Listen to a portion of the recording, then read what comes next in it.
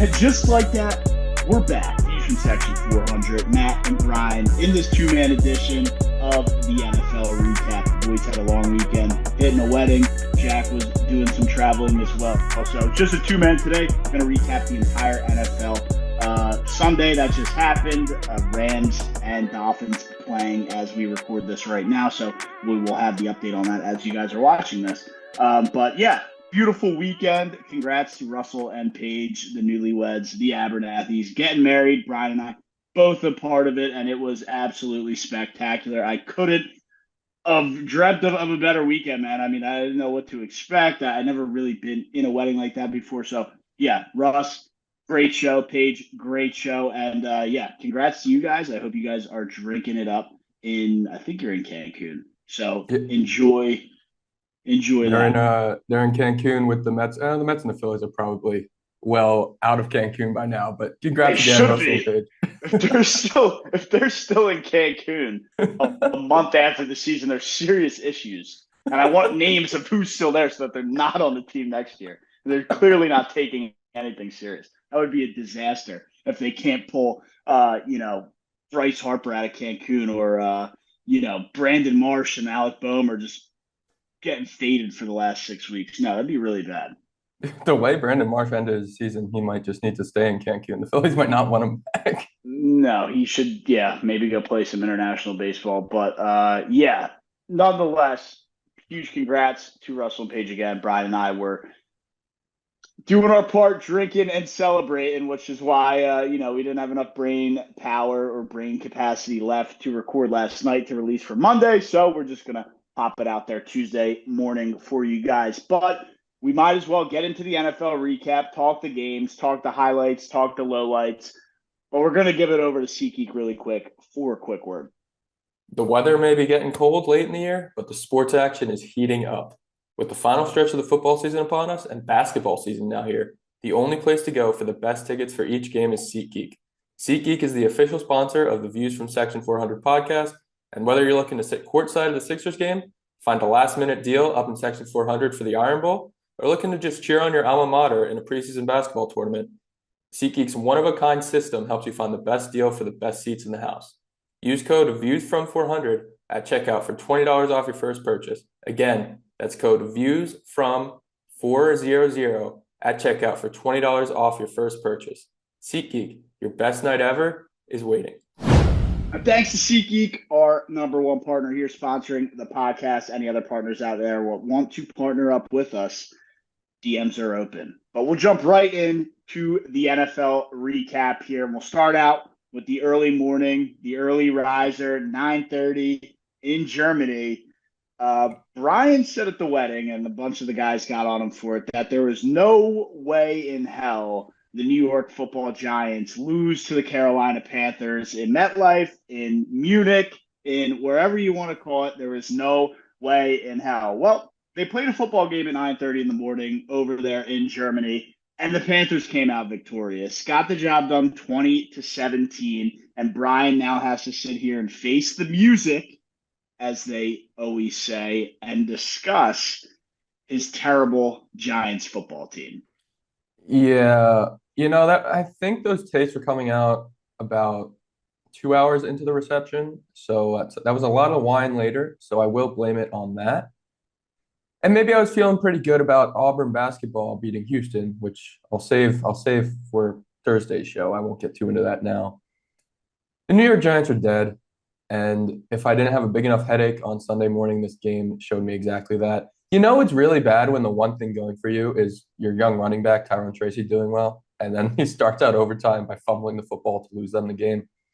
And Bryce Young, by the way, the last 3 years, he's won like 5 football games, and 2 of those have come against teams that I've been rooting for in overtime. I mean, that fumble, you touched on it right there in the beginning. That was like the first play of overtime, was it not? Yep, the very first play. They got the kickoff, and then he fumbled the ball. It was immediately killed the game for the Giants, which, I was cracking up. I thought it was hilarious. But it's 2 bottom feeder quarterbacks, 2 bottom feeder teams, and, where does Daniel Jones go from here? I don't know. I really don't I hope know. he doesn't come back to America. I hope they leave him in Germany. He should never. Where is Tommy DeVito? I asked this question to you guys when we did our previews, and I said over under what 9.5 games till we see Tommy DeVito. It's getting to that time. I want to see Tommy DeVito. I don't think, when it comes to Tommy DeVito, it really like what is that doing? Right? I think It'll make it fun. you have to roll Daniel Jones the rest of the year. You're paying him all the money. Go let him go the rest of the year. Can they get out of it after this year? I think they have a team option, so they can. So if they have a way to get out of it, they'll probably get out of it. But, we already saw what Tommy DeVito was. It's a really, really nice story. It's a cool thing. I mean, living Italian dude living with his mom in New York and he plays for the Giants. Okay, great story. He's not that good at football. He's not a Yeah, good NFL quarterback. And why throwing him out there? I don't know what that proves or does for anybody other than it being a cool story. that's all they need. It's depressing watching this football team. At least throw DeVito out there. Maybe he just throws it to Neighbors 50 times and lets Neighbors cook instead of Daniel Jones trying to throw it to Wandale Robinson 3 yards away and getting it tipped for an interception. Yeah, It's it's brutal really bad. football. I mean, I get it. Daniel Jones is bad. The talent around him, other than Neighbors, and I know you're on your high horse with Tracy, who has shown flashes. He had I mean, the fumble was bad, but the 32-yard touchdown in that game was really nice I run. agree. That's what I'm So saying. He's shown flashes, but at what point do you start looking at the coach? Is it just the quarterback so bad that Dable just gets a 100% free pass? You don't really ever see that ever. I think we're in a weird situation where the worse Daniel Jones and the Giants look, the better Dable taking him to the playoffs looks. And that's the one glaring thing that's saying do not fire Brian Dable because another team will hire him and he's going to be a good coach for that other team. So I'd rather just stick it out until you get another quarterback. Yeah, and then what about the GM? Yeah, Joe Schmo can pack his bags and I don't care for him at all. Which doesn't make a lot of sense because he didn't put this mess together. It was the Dave Gettleman experiment who, somehow, some way, years and years post Gettleman, he still has his fingerprints all over this team, i.e. Daniel Jones. Yeah, but I mean, they've still drafted pretty terribly. This last year draft isn't looking that bad, but like Deontay Banks, the first rounder from last year, is atrocious. I don't know if he got benched in this game. He was benched a couple weeks ago.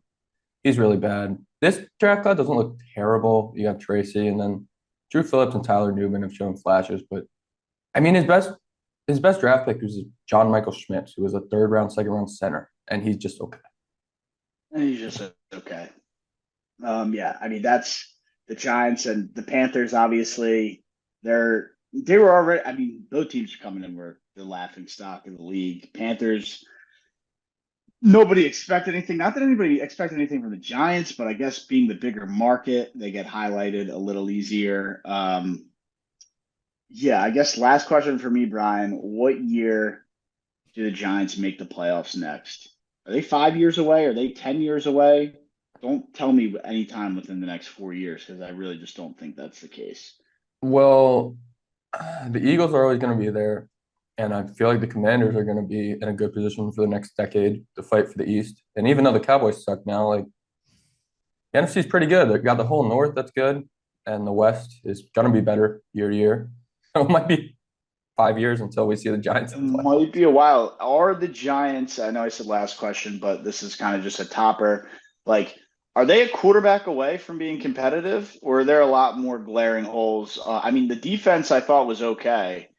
The offense, you Defense had is good. Neighbors, flashes with Tracy. I mean, is this team a quarterback away? Are there offensive line issues that need to be addressed? Probably need to get another weapon other than Neighbors as well. Theo Johnson not blooming into whatever you thought he was going to be. I still blame that on Daniel Jones. I think the Giants are a Travis Hunter and a quarterback away from being very good. Being very good. And what is very good? An 8+ win team. 9-8, and then once the quarterback gets really good, you can start talking about division. Talking about division in double digits. So Where do they draft? Because I don't think, is it anything spectacular coming out this year? I mean, what does the QB room look like really quick, and then we'll jump to the next game. But what does this draft class look like? That I mean, are the Giants drafting a quarterback? Like where is their head at? Where would your head be at if you were sitting in that front office?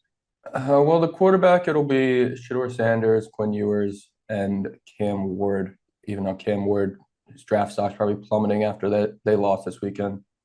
Definitely.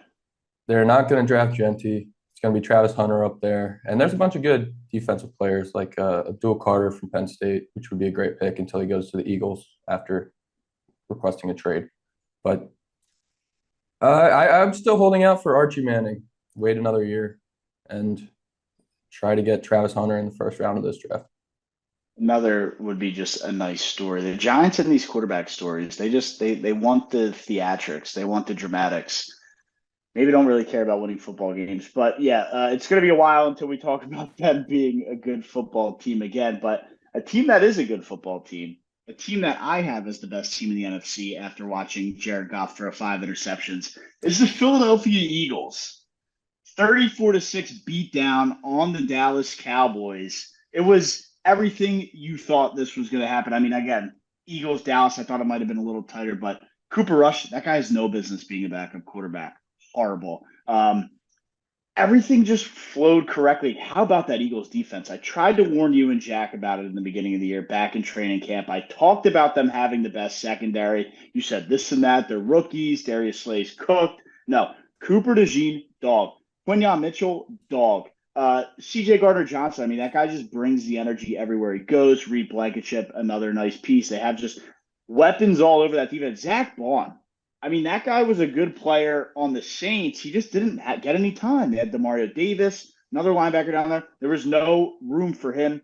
Howie Roseman-esque move goes, acquires them, and he is looking like a top, whatever you want to call it, top three, top five, top seven linebacker in football, and an absolute rock for this defense. So, let's give credit to Vic Fangio. I mean, that guy is a defensive specialist, and he's up there coordinating the defense, dialing it up, and the defense looks lights out right now. Are they the best defense in football? I don't know, but it seems like they got to be damn close. Yeah, they are pretty close. And listen, I'm not gonna say they're not a good football team because they beat up on the Cowboys, but the Cowboys were not a good football team with Dak Prescott. They're an even worse football team with Cooper. Cooper Rush had 0 fantasy points in three Yeah. three plus quarters of football.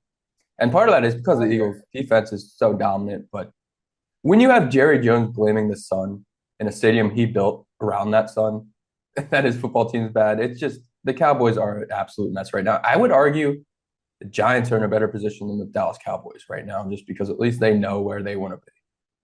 Right. I mean, I would argue that it's the same, right? I mean, they have two quarterbacks who are tied into really bad long-term deals.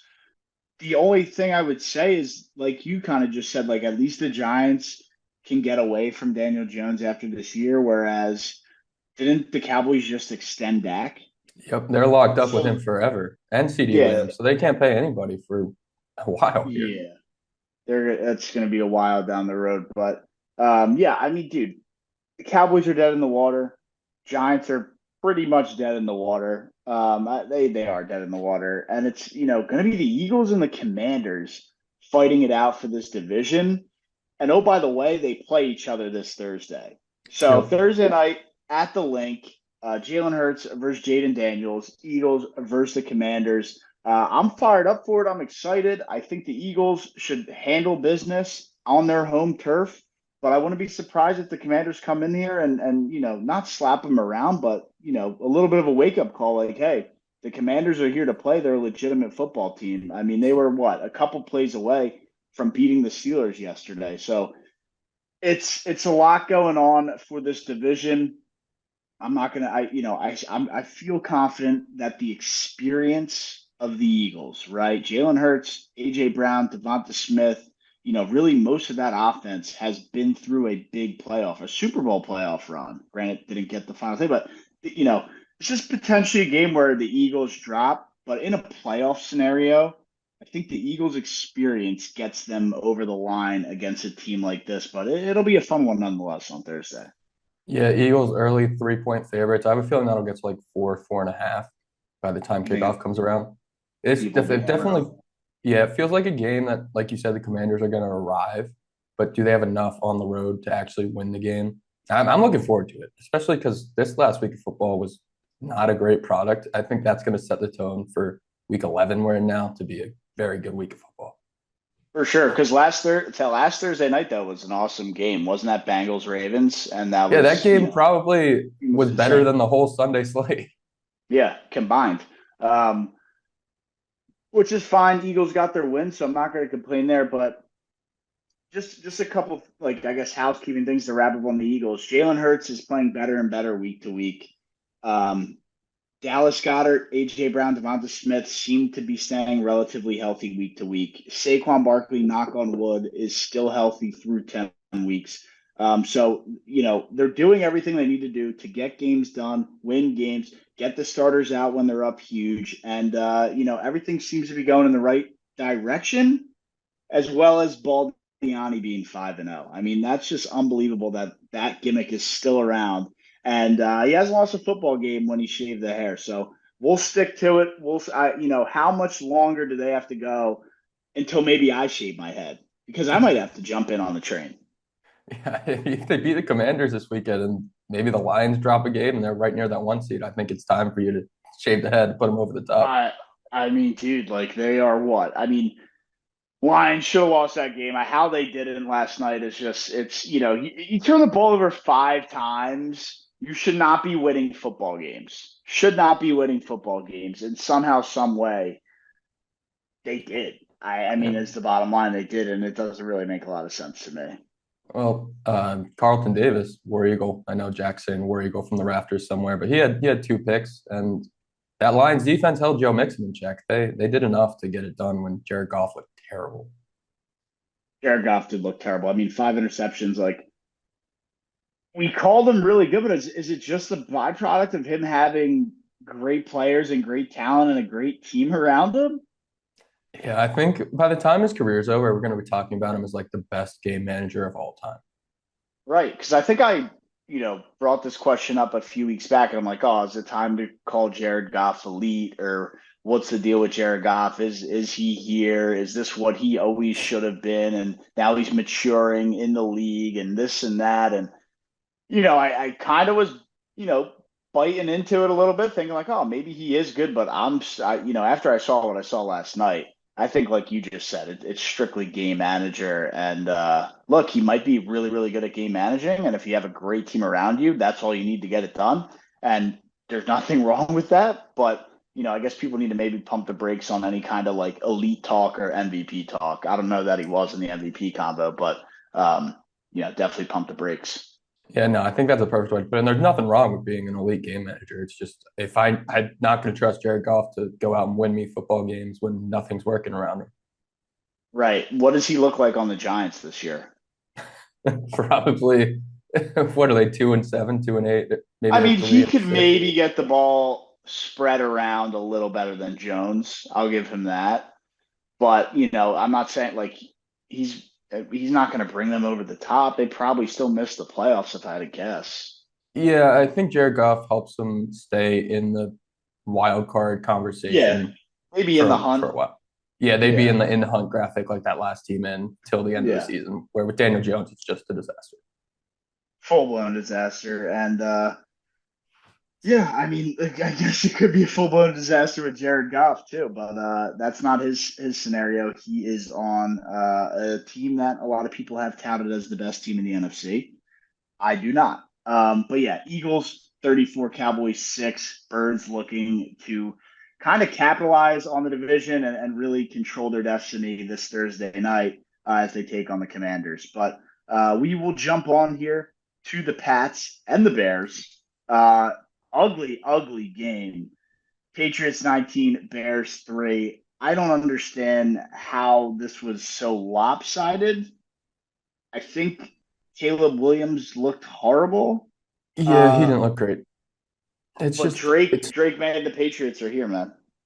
Yeah, I think this is another game where two things can kind of be true. The Patriots, they're not that terrible, and the Bears, the Bears are really bad. Matt Eberflus said after this that he's gonna go from the top down and kind of look at this thing. Ryan Pace needs to go from the top down and fire Matt Eberflus, and then you look at this thing.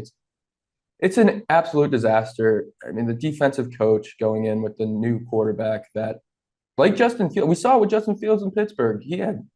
He has competence and he could be a good NFL quarterback. And now Caleb Williams looks terrible. He's the number one pick that was being touted as the next great thing, the next Patrick Mahomes. And this staff has failed him. Completely failed. What have they done for him to I mean, well, if you're the GM, you're looking at it like I just extended DJ Moore. I brought in a veteran wideout in Keenan Allen. I gave him DeAndre Swift. To an extent, upgraded the offensive line. Maybe it's not there yet. But like they tried everything they possibly could have done to put pieces around him and put a competent offense. We already know how good the defense is. And this is a scenario where you absolutely have to get rid of Matt Eberflus, and the fact that he's still coaching this team, I get it. They have like a weird like fetish of keeping coaches around all year and not firing them mid-year, but this is a scenario where you 100% have to fire Matt Eberflus. Like I almost would say Matt Nagy was a better head coach than Matt Eberflus. So what's their obsession with hiring Matts? Yeah, they might as well. I mean, I just realized that. I don't know if Ryan Pace is going to put the job application up on LinkedIn or something, but you might just have to apply to be their head coach, and maybe you'll get an interview. I mean, shit, I might at least get an interview because my name's Matt. Yeah, no, but they Ben Johnson was sitting right there for them this offseason. And if they just would have paid him the money, Ben Johnson with those weapons like Keenan Allen, Roma Dunze, DJ Moore, even DeAndre Swift, scheming up an offense around Caleb Williams, they might be leading the North right now because he's doing it with Jared Goff and the Lions. And Jared Goff has looked elite until this last week, but they just I don't understand what Chicago is doing. Nothing. I mean, that's just a simple way to put it. They haven't done anything. They're not doing anything, and it's the same thing as the Giants, but on the coaching staff. Like the Giants keep rolling out Daniel Jones. It's the definition of insanity. Like you're just going to keep getting the same product and expecting different results. Um, Same thing with Eberflus. It seems like you keep trotting him out there to lead this team. From a coaching standpoint, you're getting the same poor results year after year. I mean, what is he on year three? Yeah, But it's first just with Caleb Williams, and it doesn't like it looks like the same old shitty Bears. With or yeah. without Caleb Williams, it's the same product with Matt Eberflus. Yeah, just sitting here, like at least the Mets were good this year. Can you imagine being a Chicago sports fan? I grew up in Chicago, rooting for the White Sox, the Bears, and then you went to DePaul and you gotta watch that team and you're like a Blackhawks fan too. Chicago sports are in shambles right now. Complete shambles. You have the Paul, and then the Blackhawks are a bottom team. I'm sure they got Bedard, but I mean they are a bottom team in the NFL right now. So or Disaster. NHL, excuse me, but yeah, total disaster for Chicago sports. And shit, I wouldn't go hung ho about the Cubs either. Yeah, at least the Cubs had a World Series. I guess it was almost a decade ago now, but yeah, it's not great for any. It's not great being there, and they don't have an AFC team, right? No. Yeah, No, do so they they're have any just other? no. And It's maybe the loyal Chicago fans are still happy. yeah. I was gonna say it's just two Yeah, baseball two teams, MLB. and that's it. That's interesting. No other city has that, right? Yeah, with just the two in one sport, there's got to be. Like they two in one sport, and then everything else is single. Like New York obviously is doubled up. LA's doubled up. Yeah, I mean, yeah. I'm Is trying to it think of just New like York Florida and LA cities. that are doubled up? Like Florida has three Yes. NFL teams, but they're all in three different cities. Yeah, it's just New York and LA. And then you could look at like the bottom of California and then have you throw in the Padres there and stuff. But yeah, no, in terms of just cities, it's New York and LA. Yeah, it's interesting stuff right there. But let's keep it moving here. Keep it light. The Bears suck. We know that. The Pats better than expected. And yeah, I gave Drake May his props when he came in and lit it up for 3 touchdowns. And shit, man, hopefully he can get it done. I don't hate the guy, so we'll see what he's got for the rest of the year this year. Great time to just train and try and get better and develop as a young quarterback in the NFL, young starting quarterback in the NFL. Saints beat the Falcons. This was a game where I finally tried to give some respect to the Falcons, and yeah, the Saints won. So I think you and Jack owe me an apology for saying the Falcons are better than the Eagles because the Eagles beat the Saints.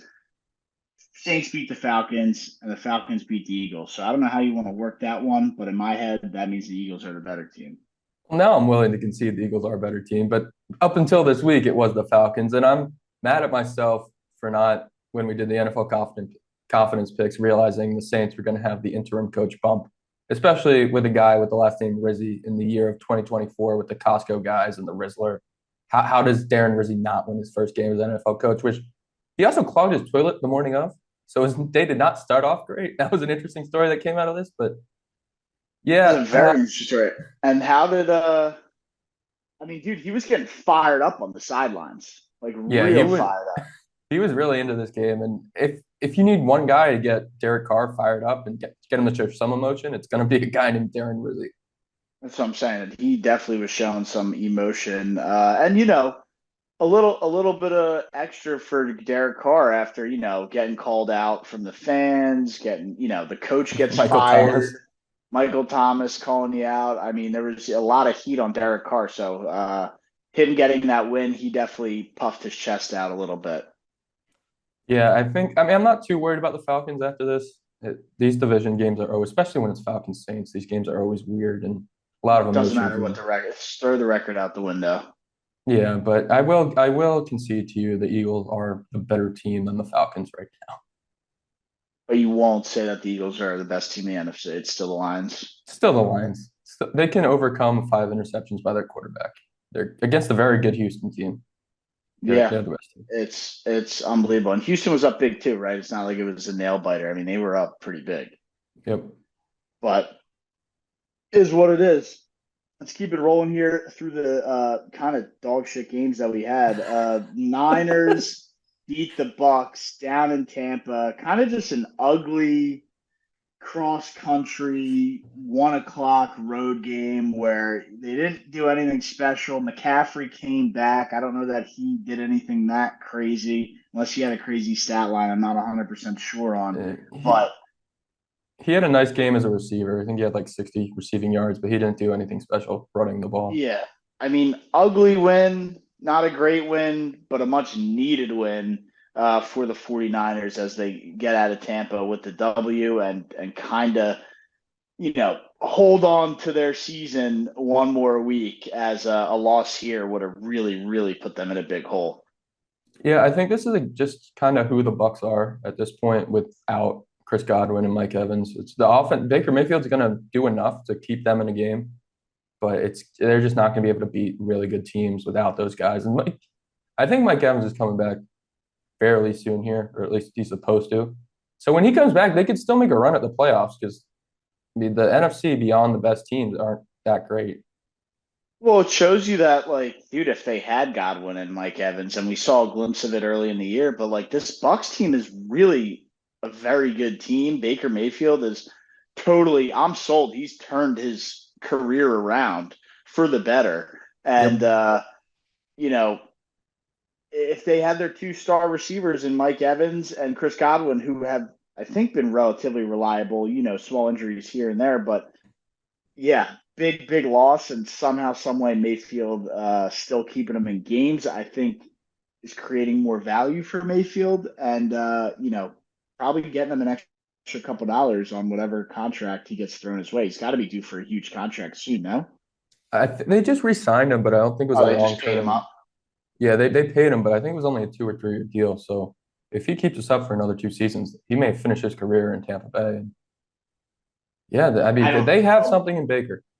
Yeah, they definitely do. And as Mike Evans and Godwin are getting a little bit older, maybe they start to look to maybe get some other weapons. But yeah, I mean the Bucks are good. They just need to get healthy. Only a 3-point loss at I think the Niners were pretty much at full strength. So talking about the Niners, they kind of are what they are. Are you threatened by them to make the Super Bowl again, or are they not even going to make the playoffs? They'll be in, and I don't know if I could say they're going to go back to the Super Bowl because Like, are they a team that where they just need to get in the playoffs and then it's like record out the window, doesn't matter. They can just get red hot and go on a run. yeah, they need to get to the playoffs healthy. And the Christian McCaffrey needs to be heavily involved, and the offense needs to look like it has with him the last couple. I think they're like 25-5 with him in the lineup since they've gotten him. So as long as he's healthy and Brock Purdy is healthy and at least some version of their receiving core is healthy, they're going to be there. Right. And George Kittle has looked amazing this year too. George Kittle is probably one of the reasons they won that game yesterday. Yep. So it was nice to see, I guess, because I do like Kittle, but the rest of that Niners team, not a fan of, and it's been, haven't really had to hate on them this year because they haven't been that good. Yep. So no reason. The Eagles are, they're playing like the best team in the NFL right now, whether they are or aren't. They are on what, a 5-game win streak. So the birds are rolling, and the Niners are looking to get back to that top of the NFC conversation. But we'll move on again here to an AFC battle where Josh Allen and the Bills went to Indianapolis to take on the Colts and beat them by 10 in a game where everybody thought it might have been a trap, this and that. And I want to say the Colts kept it somewhat close in the beginning, but the Bills just too strong on offense to let the Colts get that win. Yep. Josh Allen did Josh Allen things. He's now tied with OJ Simpson for the most rushing touchdowns in Bills history. So they're going to be very happy when he breaks that record eventually. It's Yeah, they're tied right now. they're tied right now. He scored a rushing touchdown this week to tie him. I think he'll get it. Yeah, he should. I Something think went he'll get it. terribly wrong if he does not. Yeah, right. No, I think the Bills organization will be thoroughly pleased when they can remove OJ Simpson and have Josh Allen up there. Who knows? Maybe they're big OJ guys. I don't know. I don't know how they're thinking on that front. I hope they're not big OJ guys. But yeah, that was Well, you about never the, know. the biggest story out of this game for me, at least. Yeah, I mean, what? Who did? Was it Joe Flacco again?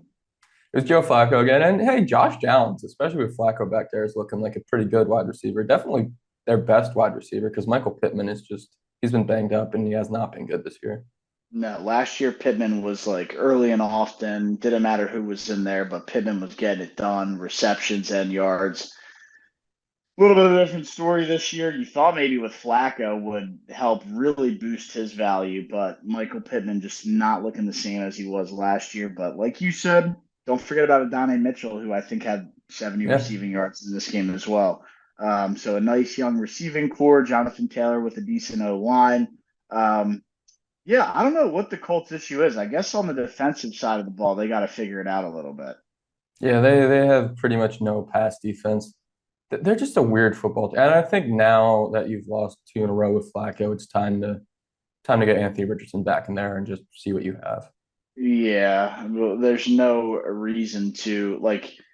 That's just like, dude. I don't know. I mean, you're right. It's weird. I mean, Shane Steichen is clearly trying to win, so I don't know that he cares about developing the young quarterback, and he just is like, my best shot to win is with Flacco, right? Like, does Anthony Richardson put up 20 points in that game? I don't think he would have won the game if he started Richardson.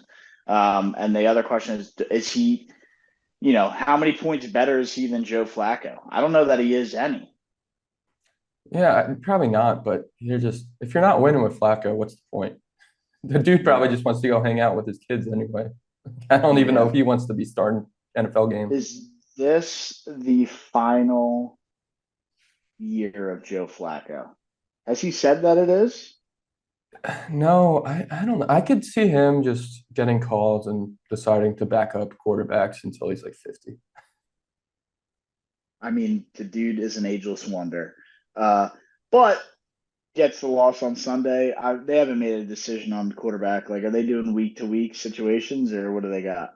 Yeah, it's the classic coach speak from Steichen where he just says, "We'll reevaluate it as after practice," kind of like what Hugh Freeze is doing with Peyton Thorne, which is just Yeah, where it just puts uh, everybody in a spinning head of what the hell's going on. But let's keep it rolling here in an uglier game than the Patriots and the Bears game. The Vikings beat the Jaguars 12-7 down there in Duval County. Ugly game, man. I watched bits and pieces of this one. Darnold was throwing picks and didn't look good. Obviously, the Jags offense had nothing. And look, in an ugly game, the better team usually squeaks out a win, and that's what we saw here. and Mac Jones is a terrible NFL quarterback. That's the big Horrible. takeaway here.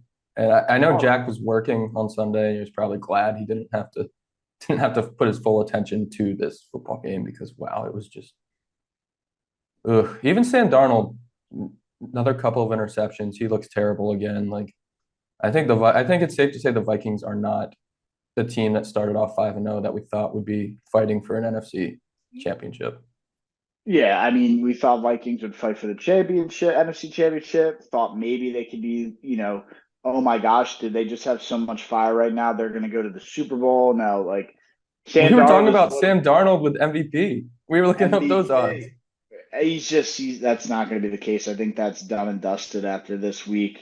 So no, no need to push the panic button there. No need to hit the alarm. Like Sam Darnold is not winning MVP at least this year as quarterback of the Vikings. Yeah, he's not winning MVP. And the Vikings will probably still make the playoffs because they can win ugly games like this.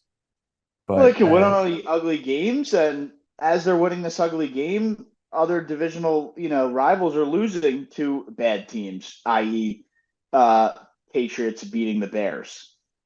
yep, and they pick up a big half game on the Packers, who they haven't looked great either. But yeah, the NFL is in a weird spot right now. But It yeah, definitely is in a weird spot, the but Jaguars suck. just to kind of touch on, I mean, look, dude, again, it had nothing to do. I could have never even known Jack, and I still would have had my same tune of I'm just like the Jaguars are not going to be good this year. Brian, I think you agreed, and also just had the same thoughts, and that might have been one of the easier predictions we made this year. As what do they have? 2 wins. Yeah, I wish I would have just slammed their under on the win And total. one of those wins being in a shootout with Joe Flacco. Yeah, I don't know how they, looking back on that, I don't know how they won that game. They should But have lost that game. yeah, yeah, poor Jack, poor Jaguars. And they just got to let Tank Bigsby run the ball 50 times. That's fine. What was their over under on wins? Because I know Jack had the over, and you and I both, I think, had the under. Yeah, I think they were the second highest in the Texans were Yeah, it nine was and a Texans half, Jaguars 1 and 2. and then yeah, the Jags were 8.5, And what's the Colts record? 4-6. So they have Have they four had a wins. bye? What did the Jags have? 2 wins or three? They Yeah, I'm three. looking up. Colts are 4-6. Jaguars are 2-8. Wow. They are now in last place behind the Titans, who are 2-7. They're in last place. Division That's is really ugly. Jake also said the AFC South wasn't that bad, and they are 6-4, 4-6, 2-7, and 2-8. arguably the worst division in football. I don't even know if it's Probably arguably. is. It is the It worst probably division in is. football. Yeah, I guess the AFC East. Yeah, the NFC East might be pretty bad right now. Well, even the NFC East, at least you have the Commanders and Eagles both pretty good, and then the Giants and Cowboys are terrible. But yeah, the NFC West, everyone's around 500. The North, everyone's around 500. Yeah, I guess it would have to be the AFC East, but even the AFC East, you have ooh. Okay.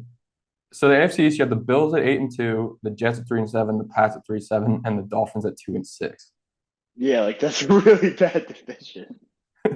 So maybe if the Dolphins can beat the Rams tonight, that would be 11, It's 14. the AFC East and the AFC South. Those are the two just dumpster fires of the NFL right now in terms of by division standings.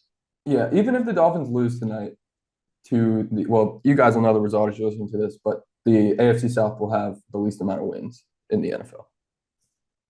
Making them the worst division. We'll move on to a team that's probably the best team in the NFL, and that's going to be the Chiefs and the Broncos. Bo Nix almost shocked the world on Sunday. Really should have, as somehow, some way, the lucky Chiefs block a field goal and get out of that game as a win. Usually, that never happens, man. It's of course Yeah. Patrick Mahomes. It's the Chiefs. It's the whole thing, and somehow, some way, they get that blocked field goal, which any other team, any other Sunday, that just never ever happens. Yeah, if the Chiefs can get by the Bills in Orchard Park this next week, they're going to go undefeated, at least in the regular season. It's just team of destiny vibes everywhere. And yeah, Bo Nix, he looks like a pretty good NFL quarterback. This I mean, quarterback class is looking pretty good. yeah, they're looking fine. I mean, what's the Broncos' record? Were they five They're and five and three five going? now. They're 5-5. Yeah, so they're still hanging around, but we'll Yeah, see. we'll see. I thought they were going to win that game and really press the envelope, but yeah, I mean, is that this week, Chiefs Bills? Yep. And I Yeah, don't have I could look up the line real quick, but I've got to imagine the Bills might be favored at home. So the Bills are favored by 1.5. Like that could that get better line will go. the week closer. But That line will go up and down all week. But let's keep it rolling here. The Chiefs are undefeated, and they have a shot to lose this week. Other than that, might go undefeated. But like I said, rolling along, probably the best game of the weekend in terms of just being a close game. Obviously Chiefs was there, and obviously even though it was two bad teams, Panthers Giants went to overtime, so you can say that's a good game if you want. But yeah, Steelers 28, Commanders 27. Russell Wilson is leading this team to destiny. Russell Wilson connecting with Mike Williams for the game-winning touchdown, and then Mike Williams went to Instagram and had a little sub messaging at Aaron Rodgers for throwing him under the bus. He said he was supposed to run the red line on that Thursday night football or Monday Night Football interception where Mike Williams tripped and ran the wrong route. And then he, of course, posted the game-winning interception with hashtag red or game-winning touchdown with hashtag red line, just to throw a little dig at Aaron Rodgers there. Yeah, I mean, it's still no accountability from him, but yeah, what? Mike Williams is on the Steelers now, right? Yep, trade deadline. I think they got him for a fifth-round pick, and Yeah. I mean, that's a great play by them. yeah, and I mean, the one thing Russell Wilson is still very good at is throwing that deep ball, and that's the one thing Mike Williams can do. And if we saw it in his first game with the Steelers. Yeah, not only see it, it worked like they've been doing it for the last 5 years. I mean, the Steelers have a great team right now. Russell Wilson is a proven Super Bowl quarterback.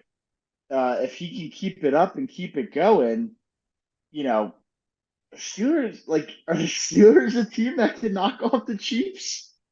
They've been playing like it. They got the defense. They have the running backs. And Najee Harris has looked very good this year. Pat Yeah. Fryermuth's a good tight end. They have George Pickens, and now with Mike Williams, it's a pretty good team if Russell Wilson can continue to play well. If he can continue to play well, they have the coaching staff. That's the thing with the Steelers, right? Is they're always going to have the good coaching staff. Do they have the players?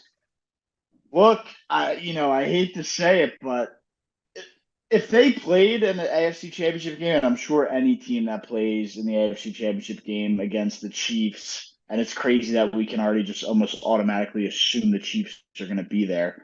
But any team that plays them, what team right? Is the Bills give the Chiefs their best shot? Is it the Steelers? Um, you know, I think those are probably the two teams right now that you'd be looking at, unless there's another team I'm not thinking of, like the Broncos, no, Ravens, maybe. Who's it's Bills, Ravens, Steelers, the three AFC teams that could potentially give the Chiefs their best shot. And started leaning that the Steelers are going to be the ones that would have the best shot. Yeah, I think right now you definitely think it's either Buffalo or Pittsburgh, and I'm still not holding. I'm not completely going to just write off the Texans yet. I know they haven't looked great, but if you get Nico Collins back and CJ Stroud plays his best game, they have a fighter's chance to knock off the Chiefs.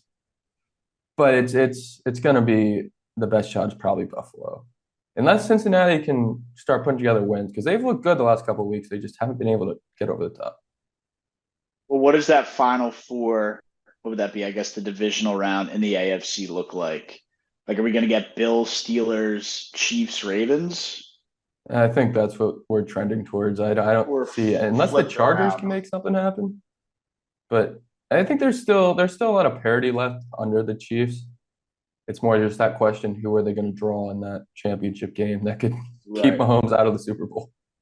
Yeah, I mean, and the Chiefs going for three titles in a row, which is unheard of. But yeah, dude, it's absolutely incredible to see what Mike Tomlin's accomplished. Sure, the championships aren't there. Like he won what, one Super Bowl, but I mean a winning record every year as being a head coach, and been doing it 18 years or whatever the number is. I mean, this guy is clearly a Hall of Fame coach, and maybe we'll see if he can get one more at the tail end of his career here. I don't even know if it's the tail end, but. I mean, shit. I don't. How much longer does Mike Tomlin have?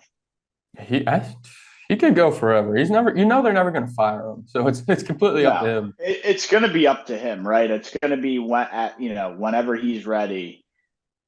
Like He's what only I'm 52. sure. I'm sure. Yeah. So we could see him there for another 10 years.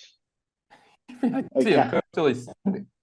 you could Bill go Cowher's to probably yeah, coach till he's like 65. yeah. I don't know that we. Yeah, we could see him. Okay, I'll ask you this now. Will he have a winning record for his entire career? Like each year, he's had a winning record each year. Will he ever have a losing season? See, that just goes back to how long does he want to go? Because I could either see him going out. I think we're going to get it to a point where he either goes out losing in a Super Bowl or winning a Super Bowl, or he coaches for 1 year too long and he has a bad year and he's like, all right, it's time. Yeah. Huh. That's a tough question, dude, because it's hard to be like, oh yeah, he'll have a bad year because he hasn't. He But at might the just same, he he might might just just, coach till he dies. We'll see him on the yeah. sideline forever. I mean, that's just what he does. But yeah, good stuff by Mike Tomlin and the Steelers emerging as really one of the best teams in the AFC right now. Um, but another team who's been red hot here is the Chargers out in LA. The Jim Harbaugh effect, keeping them competitive. Titans are a very lousy team. Chargers win that one 27-17.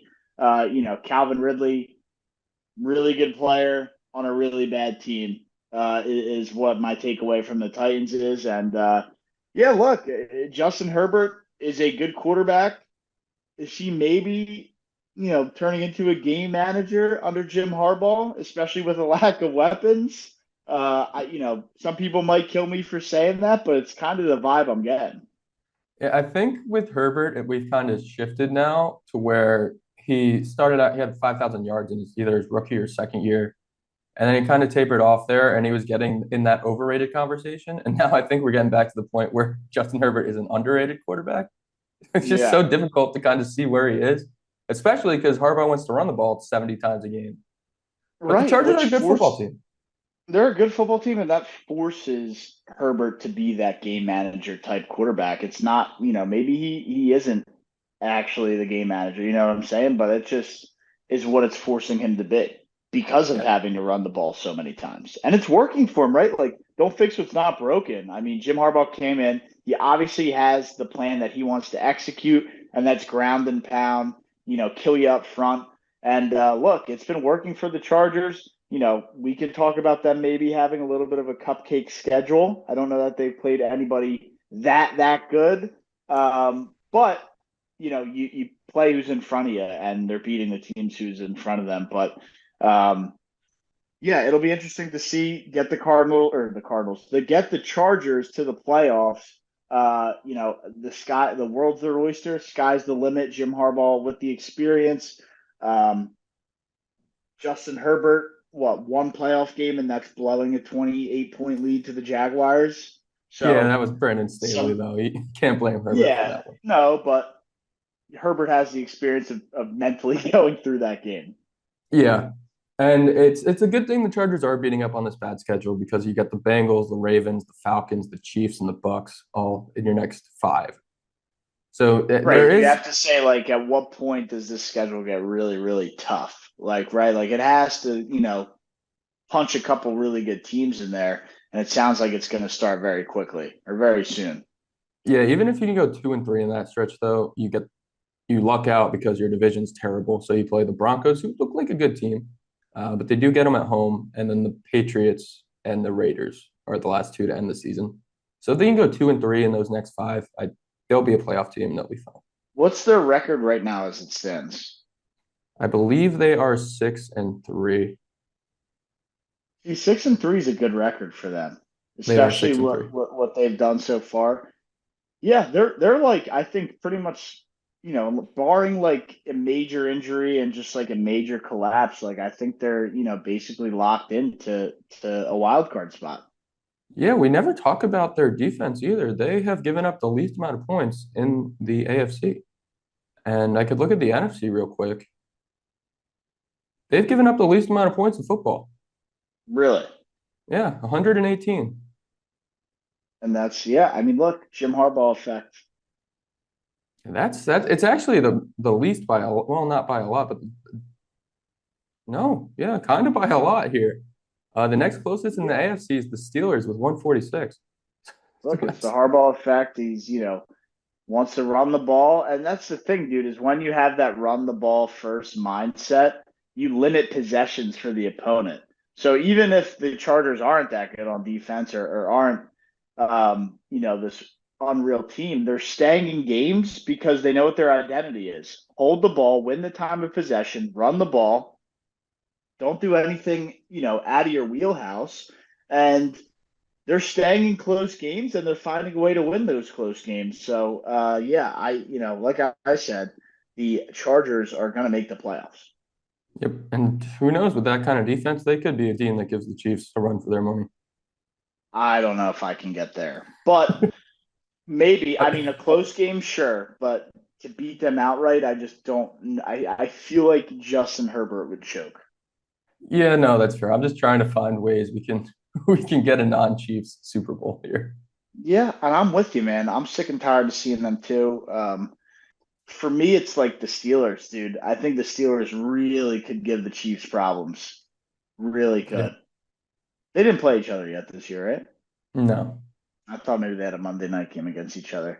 But either way, I'm thinking the Steelers can really give the Chiefs some problems right now. But yeah, Chargers. I don't want to say they're a close second, but I will say they're a team that's 95% sure going to make the playoffs, especially as a wild card. But let's go to another team I had as a sleeper team this year, and already 6 wins and only 4 losses.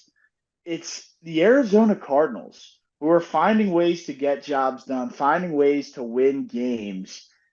And they're starting to do it in blowout fashion. I'm pretty sure they blew the Rams out, uh, had a miraculous comeback win against the Niners, and then just absolutely destroy the Jets. I think I touched it earlier in the pod. Aaron Rodgers still, I don't know, is he taking accountability? Is he just kind of hanging his head low and saying, well, the season's over. We're trying our best? I mean, what the hell was that on Sunday? 6 points? Aaron Rodgers, this, former multiple MVP, has won a Super Bowl, perennial choker in the playoffs for sure, but 6 points against an Arizona Cardinals defense that we had coming in, maybe the worst in football. And hey, they're going to have to outscore their opponents because the defense is going to be really bad. 6 points? What the hell are they doing? Yeah, this was a game in the preseason. If you would have told me it was 31-6, I would have been like, oh, okay, yeah, the Jets beat them 31-6. Not the other way around. And No. it's not only Aaron Rodgers not taking accountability, but Sauce Gardner was on Twitter today yelling at beat reporters. because I guess they made fun of him for missing a tackle on a 17-yard completion that led to a scoring drive. And he was like, if you think that was the worst part of the game, then you should look at the tape more. So maybe a little shot at the offense there. Definitely, It's dude. it's a disaster. It's a pure disaster in New York. Like they go in, it's Thursday night, they beat the Texans at home, and then follow it up with a what's that, 25-point loss? I mean, it doesn't make any sense. And it goes back to August of the Jets are always gonna jet. I mean, they got laughed at for firing Robert Salah. The team is a laughing stock year in and year out. They somehow, some way get this fan base so locked in and hyped up. And it's like it really doesn't matter, dude. I mean, I think the guy either needs to relocate the team or sell the team at a minimum and go from there. Because I don't know how Yeah, you fix it. I don't know how you fix it either. You need to find a new quarterback because I mean you can't just waste time here with Aaron Rodgers when your team's not that good, and it's clearly not that good. No. I don't know what you do, and yeah, it's just it's bad. Like You need to win out Devontae now. Adams, like yeah, they have all these guys, and they're You just just not very good. and it's like they're trying to play fantasy football, and they drafted all the wrong people. All the wrong people, and this is like the window. I mean, do we see them completely blow it up at the end? I'm not sure, but it's still very tough being a New York Jet fan. Um, Yeah. but we will dive into the final game on the slate here, and it was the one I already talked about when we were discussing Eagles football, and that's the Detroit Lions somehow, some way beating the Houston Texans down there in Houston, 26-23. The final. Jared got 5 interceptions in this one. Somehow, some way, they get the job done. So my question is, where do the Lions go from here? Obviously, they're able to find ways to win, and then obviously, where do the Texans go from here? Where another kind of crappy loss. Brian, your thoughts on what you saw Sunday night? Yeah, the Texans need Nico Collins back. CJ Stroud does not look like a good NFL quarterback without Nico Collins. And I think it's clear. I mean, it's not a problem that he was targeting Collins so much, but that was their offense. And when you don't have him, you saw Joe Mixon got bottled up in this game, and he's not going to be able because the team can just stack the box. But I think it's good for them that it's fixable. You just get the player back from injury, and then you should be fine. And fine is in you're going to win the division, and you should be able to win a playoff game. The Lions on the other side are just a really good football team. We already talked about that. Yeah, we did. The only thing I was going to say is like, you're right. There's no, I mean, they just played probably the best team or one of the best teams in football. You turned their quarterback over 5 times, and you should have won that game and only lost by 3. So Texans, no need to press the panic button, like I said, or like you said, Nico Collins coming back here probably within the next 2 weeks. Is he back this week? I don't know, but should be back relatively soon. And really shitty division. So they Yeah. don't have anybody like backing on their heels here, trying to usurp them from first place. It's they can afford to do this now. Won't get a great seed in the playoffs if they continue to drop games, but in terms of the division, their playoff spot should be pretty locked up through a division title. Yeah, and that's the big part of it, right? Because they could finish with a worse record than the wild card teams, but as long as they get the division, they'll get a better Doesn't seed, matter. and at Right. least a home playoff game. But yeah, I mean, they'll be fine. They'll be fine. I think. We'll be I hope. fine. As we sit here in early November, not quite trade deadline passed. I mean, like, where's your Super Bowl matchup, Brian? Who's in the Super Bowl right now? I have a weird, sneaky gut feeling that the Eagles are somehow gonna get it done, dude. I'm starting to see flashes of 2017 and flashes of 2022 where they just kind of get it clicking and they're unstoppable. And I get it. The talent that they've been playing hasn't been great, but It seems like they're starting to click. Seems like they're starting to turn it around. And all the marbles for me will be on the line this Thursday night when they play a really good Washington Commander football team. Yeah, if they can beat the Commanders, I might get there with you. I still think the Lions are the team to beat in the NFC. And it's going to be boring, but I'm going to go with Lions and Chiefs. Although I want the Bengals to get there so bad, but they're looking like they're going to have to win out maybe to get into the playoffs. Yeah, So. they're you know, Super Bowl is a completely different thing. I mean, they might not even make the playoffs. Yeah, and by the way, there was a holding penalty on that two-point conversion they went to on Thursday that should have been called, and it was not because the ref was staring at where Joe Burrow threw the ball, and Mike Gesicki got held on the other side of the end zone. But we don't even talk about the Thursday game, so I won't get into too big of a rant about that. But that's a big play, and they could have gotten the penalty, and then QB sneaked it for the win. And I just want to say I'm still annoyed about that, and we're sitting here 4 days later. But yeah, the Bengals just make the playoffs, please. Joe, come on. Brian, they win that game. You're back. They're 5-5, and they're right Yeah, there. they're right there. It's terrible. Two out of the division with 2 games to go against Pittsburgh. Yeah, that would be talking about the division. I'd probably be sitting here with a different tune, and we'd be talking about the Steelers, and I'd be saying, no, the Bengals are right there, and they're going to win the division. But I'm not going to blame it on a call. They gave up 35 points in that game. The defense could have done better, but I know you hate the whistles to make your game go one way or the other, but there was a holding penalty, and you cannot miss the holding penalty on the final play of the game. No, you can't. And Bengals are dead, it sounds like. Dude, I feel like at least NFC Championship vibes, like Lions, Eagles, would be so spectacular. I mean, two high-powered offenses and two really good defenses. That would be, art. I won't say better than the Super Bowl, but like, dude, that would be a really, really fun game. And imagine that same weekend is Chiefs versus Steelers. I think would be the better product over Chiefs versus Bills, but I might get killed for that. Yeah, I think I'd rather see. Well, it depends where it is, and it would probably be in Kansas City. Maybe I trust the Steelers to win a game on the road more than I trust the Bills, but Josh Allen seems like he's so due to get over the hump.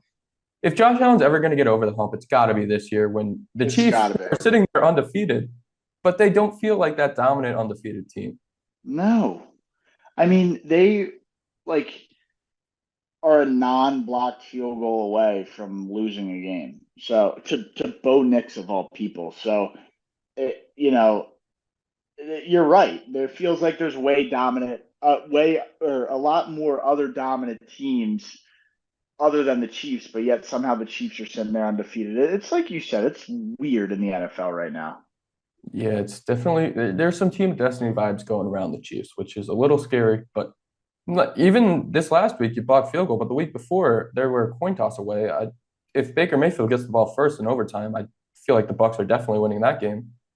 So it's just Yeah, it's just good luck mojo for the Chiefs right now. But other than that, I mean, that's as I'm looking outside, looking in. I got Steelers, Chiefs on one side, and Lions, Eagles on the other side, and those are the final four teams that would be trying to get to the Super Bowl. That's how I'm reading it right now, at least. But yeah, I don't know about you, Bri. I don't have much left for our Monday night show edition of Views from Section 400. I'm sure we'll have some good content the rest of the week. I know we'll have some good content rest of the week as we do some confidence picks.